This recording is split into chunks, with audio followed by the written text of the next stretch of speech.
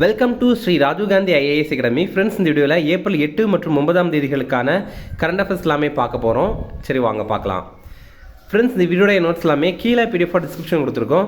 அதெல்லாமே கிளிக் பண்ணி டவுன்லோட் பண்ணிச்சிங்க. அப்புறம் நம்ம டெலிகிராம் குரூப் லிங்க்மே கீழே டிஸ்கிரிப்ஷன் கொடுத்துருக்கோம்.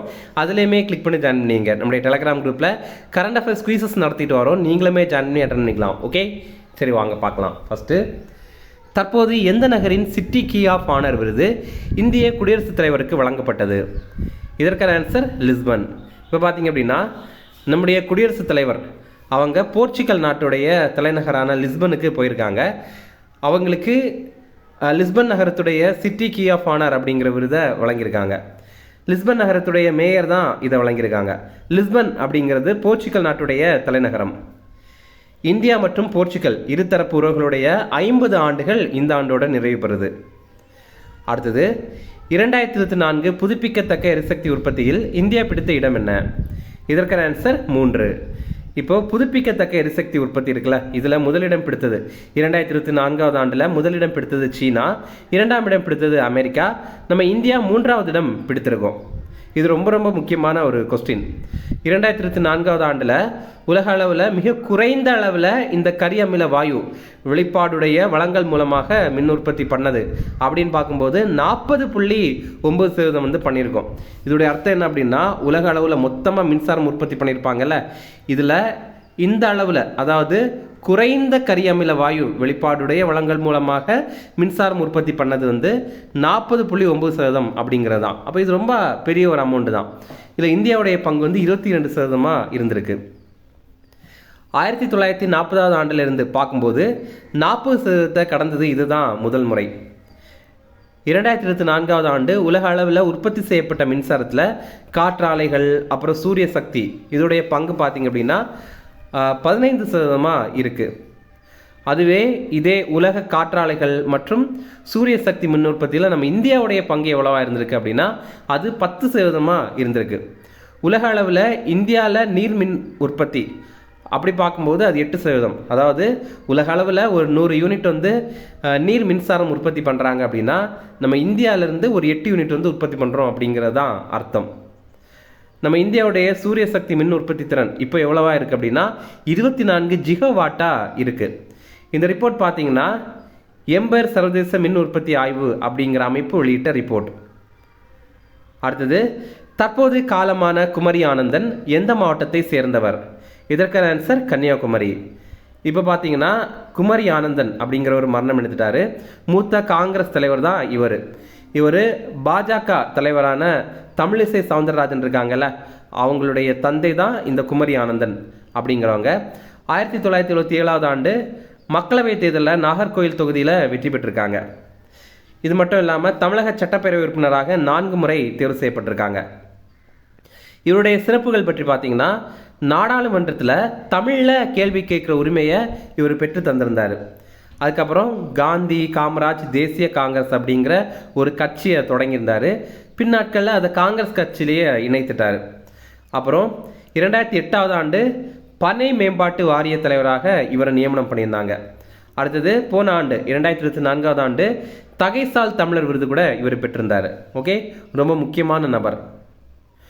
ஃப்ரெண்ட்ஸ், நம்ம ராஜீவ் காந்தி ஐஏஎஸ் அகாடமியில் எஸ்ஏ எக்ஸாமில் நிறைய பேர் வெற்றி பெற்றிருக்காங்க. இப்போ பார்த்தீங்கன்னா எஸ்ஏ எக்ஸாம் இதற்கான நோட்டிஃபிகேஷன் வெளியிட்டிருந்தாங்க.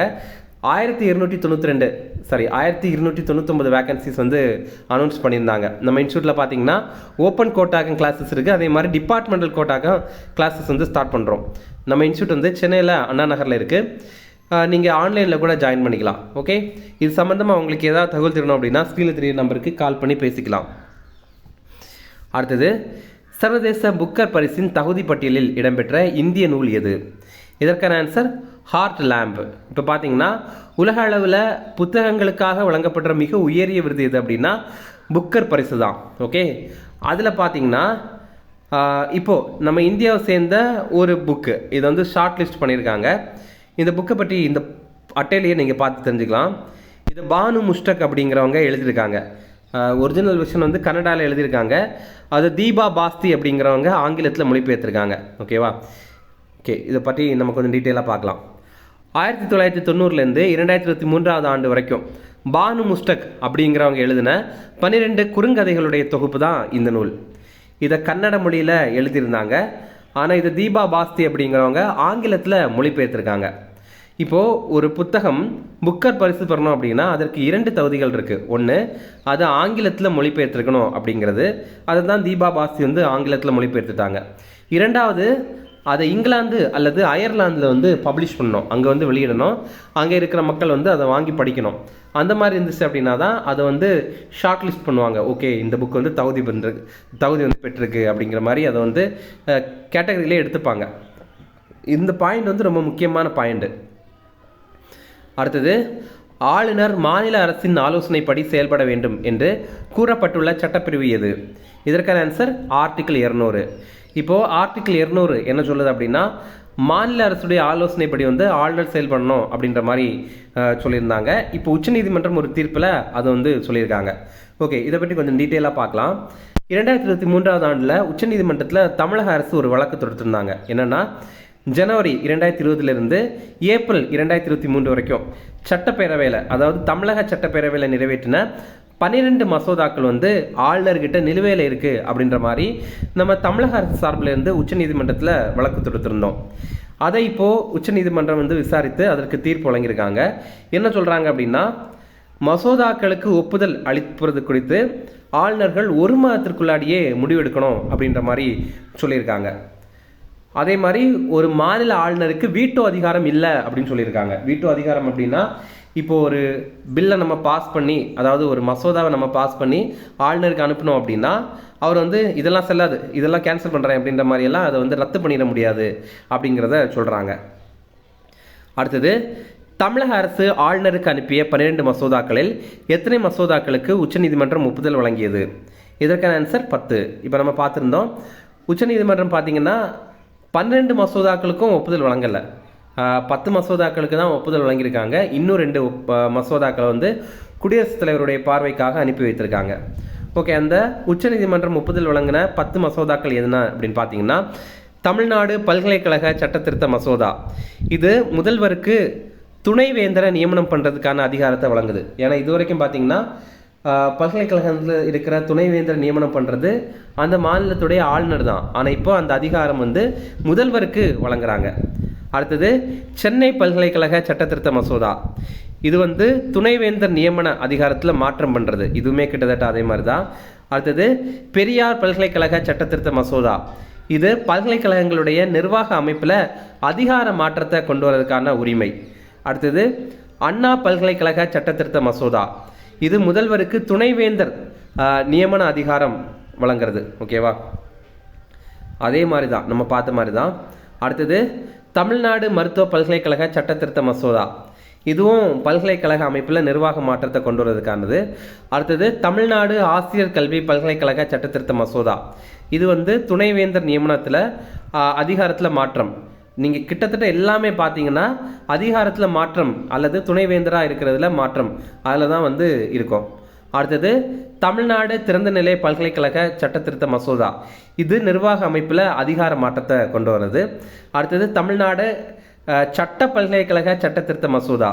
இது முதல்வருக்கு துணைவேந்தரை நியமனம் பண்ணுறதுக்கான அங்கீகாரத்தை கொடுக்கறது. அடுத்தது, தமிழ்நாடு தொழில்நுட்ப பல்கலைக்கழக சட்டத்திருத்த மசோதா. இது நிர்வாக அமைப்பில் அதிகார மாற்றம் கொண்டு வருவதற்கானது. அடுத்தது, தமிழ்நாடு வேளாண்மை பல்கலைக்கழக சட்டத்திருத்த மசோதா. இது முதல்வருக்கு துணைவேந்தரை நியமனம் பண்ணுறதுக்கான அதிகாரத்தை வழங்குறது. இப்போது இந்த 10 சட்டத்திருத்தங்களுக்கு இந்த 10 மசோதாக்களுக்கு ஒப்புதல் வழங்கிட்டாங்கல்ல, இதோடைய விளைவுகள் என்னவா இருக்கும் அப்படின்னா, பல்கலைக்கழகங்களுடைய வேந்தர் அப்படிங்கிற பதவியிலிருந்து ஆளுநரை நீக்கம் பண்ணிடுவாங்க. இதன் மூலமாக பல்கலைக்கழகங்களுடைய வேந்தராக நம்முடைய முதல்வர் தான் ஆவாங்க. இப்போ நம்ம முதல்வர் திரு ஸ்டாலின் இருக்கனால அவர் இந்த பல்கலைக்கழகத்துடைய வேந்தர் ஆவார். வேந்தர் அப்படின்னா சான்சலர் அப்படின்னு சொல்லுவாங்க. ஓகேவா, அதே நேரம் துணை வேந்தர்களை நியமிக்கிறதுல தமிழக அரசுக்கே அதிகாரம் இருக்கும். இது வரைக்கும் பார்த்தீங்கன்னா ஒரு பல்கலைக்கழகத்துடைய வைஸ் சான்சலர், அதாவது துணை வேந்தரை அப்பாயிண்ட் பண்ணுறது ஆளுநர் தான். ஆனால் இனிமேல் பார்த்தீங்கன்னா தமிழக அரசுக்கே அந்த அதிகாரத்தை கொடுத்துருவாங்க. அடுத்தது, இந்திய மருத்துவ முறைகளுக்கான தனி சித்த மருத்துவ பல்கலைக்கழகம் தமிழகத்தில் தொடங்கப்படும். இதோடைய அடிப்படையில் இதில் வேந்தராக இருக்கிறது தமிழக முதல்வர்.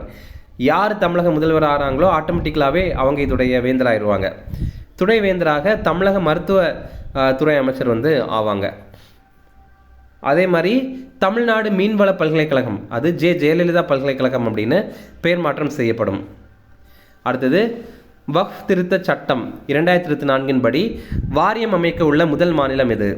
இதற்கான ஆன்சர் கேரளா. இப்போது வக்ஃப் சட்ட திருத்தம் இதற்கு வந்து ஒப்புதல் வழங்கியிருக்காங்க. இதன் மூலமாக இப்போ அது வந்து சட்டமாகவே மாறிடுச்சு. இப்போ பார்த்தீங்கன்னா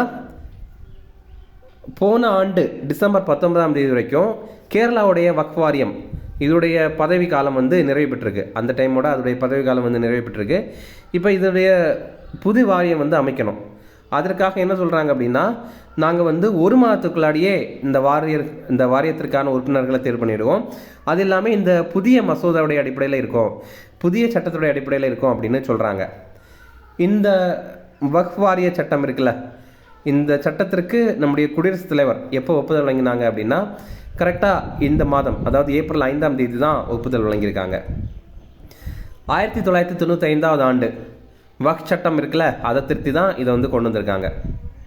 அடுத்தது திராவிட இயக்க தலைவர் WBA சவுந்தரபாண்டியனுக்கு எங்கு மணிமண்டபம் அமைக்கப்படும் என தமிழக அரசு அறிவித்தது? இதற்கான ஆன்சர் திண்டுக்கல் மாவட்டம். WBA சவுந்தரபாண்டியன் இவருக்கான ஒரு மணிமண்டபத்தை வந்து அமைக்க போகிறாங்க. திண்டுக்கல் மாவட்டத்தில் பட்டி வீரன்பட்டி அப்படிங்கிற பகுதியில் தான் அமைக்கிறாங்க. இவர் நீதி கட்சியுடைய முன்னோடிகளில் ஒருத்தர். இதே மாதிரி ரீசெண்டாக காரல் மார்க்ஸுக்கு சிலை வந்து சென்னையில் அமைக்கப்படும் அப்படின்னு சொல்லியிருந்தாங்க. PK மூக்கையா தேவர் இவருக்கான மணிமண்டபம் வந்து மதுரை மாவட்டம் உசிலம்பட்டியில் அமைக்கப்படும் அப்படின்னு தமிழக அரசு அறிவித்திருந்தாங்க. அடுத்தது ஹன்சா 3 NG விமானங்களை இந்தியாவில் தயாரிக்க உள்ள நிறுவனம் எது? இதற்கான ஆன்சர் NAL. NAL அப்படின்னா நேஷனல் ஏரோஸ்பேஸ் லெபார்டரிஸ் அப்படிங்கிறது தான். இது CSIR அமைப்பு கீழே இருக்கிற நிறுவனம். CSIR அப்படின்னா council of scientific and industrial research அப்படிங்கிறது தான். இப்போது இந்த ஹன்சா 3 NG அப்படிங்கிறது ஒரு பயிற்சி விமானம்.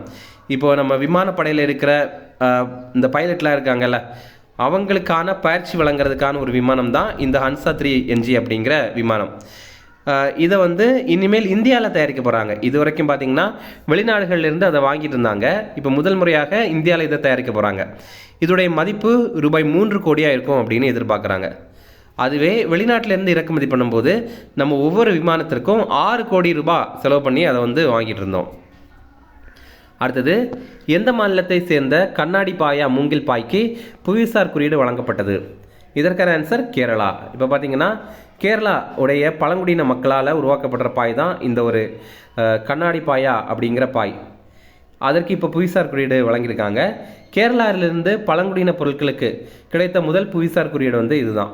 இதே மாதிரி ரீசெண்டாக பார்த்தீங்க அப்படின்னா வாரங்கல் சப்பட்டா மிளகாய் இதற்கு வந்து புவிசார் குறியீடு வந்து வழங்கியிருக்காங்க.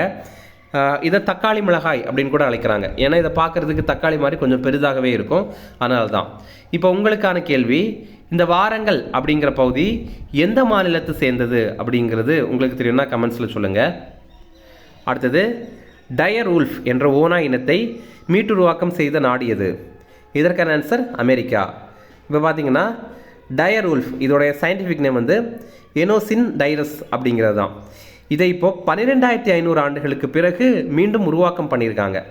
அமெரிக்காவை சேர்ந்த கொலோசல் பயோசைன்சஸ் அப்படிங்கிற நிறுவனம் தான் இதை உருவாக்கம் பண்ணியிருக்காங்க. DNA, cloning, gene editing technology இதெல்லாம் வைத்து அவங்க மீட்டுருவாக்கம் பண்ணியிருக்காங்க. அழிந்த உயிரினம் மீட்டுருவாக்கம் செய்யப்பட்டது இதுதான் முதல் முறை. நம்ம இதை வந்து சில திரைப்படங்களில் பார்த்துருப்போம். மெயினாக வந்து கேம் ஆஃப் த்ரோன்ஸில் கூட ஒரு உல்ஃப் இருக்கும்ல, அது இந்த உல்ஃப் தான். அடுத்தது ISSF உலகக்கோப்பை துப்பாக்கி சுடுதல் போட்டியில் இந்தியாவின் ருத்ராங்ஷ் பாட்டில் வென்ற பதக்கம் எது? இதற்கான ஆன்சர் தங்கம். இப்போ பார்த்தீங்க அப்படின்னா ISSF ஷூட்டிங் வேர்ல்டு கப் வந்து நடக்குது. இது அர்ஜென்டினாவுடைய பியூனஸ் அயர்ஸ் அப்படிங்கிற நகரில் தான் நடைபெறுது. இதில் நம்ம இந்தியாவுடைய ருத்ராங்ஷ் பாட்டில் இவர் வந்து தங்கம் ஜெயிச்சிருக்காரு. ஆண்களுக்கான 10 மீட்டர் ஏர் ரைஃபிள் பிரிவில் தான் தங்கம் ஜெயிச்சிருக்காரு. அதே நேரம் நம்ம இந்தியாவுடைய ஷிஃப்ட் கவர் சாம்ரா இவங்களும் தங்கம் ஜெயிச்சிருந்தாங்க. இவங்க மகளிர் 50 மீட்டர் ரைஃபிள் 3 பொசிஷன் பிரிவில் தான் தங்கம் ஜெயிச்சிருக்காங்க. அடுத்த இம்பார்ட்டன்ட் டேஸ் பார்த்தீங்கன்னா வளர்ச்சி மற்றும் அமைதிக்கான சர்வதேச விளையாட்டு தினம். இது ஏப்ரல் 6ஆம் தேதி. இது ரொம்ப ரொம்ப முக்கியமான ஒரு தினம். இந்த ஆண்டுக்கான கருப்பொருள் விளையாட்டு மைதானத்தை சமன் செய்தல், சமூக உள்ளடக்கத்திற்கான விளையாட்டு அப்படிங்கிறது தான். இப்போ வந்து நம்ம சமன் செய்கிறது, விளையாட்டு மைதானத்தை சமன் செய்கிறது அப்படிங்கிறத நம்ம எதுக்கு சொல்லுவோம்? பொதுவாகவே அந்த இடம் வந்து மேடும் பள்ளமாக இருக்குது, அதை வந்து சமன் பண்ணுவோம், அப்போ தான் வந்து அங்கே வந்து விளையாட முடியும் அப்படின்ற மாதிரி சொல்லுவாங்கல்ல. இங்கே அவங்க என்ன சொல்ல வராங்க அப்படின்னா, சமம் பண்ணுவோம், எல்லாருக்குமானதாக இதை கொண்டு வருவோம். இந்த ஒருத்தங்க தான் விளையாடுறது, ஏழைங்க விளையாடக்கூடாது, பணக்காரங்க தான் விளையாடணும், அந்த மாதிரி இல்லாமல் எல்லாருமே விளையாடுறதுக்கான ஒரு வாய்ப்பு கொண்டு வருவோம் அப்படிங்கிறது தான் இவங்க சொல்ல வராங்க.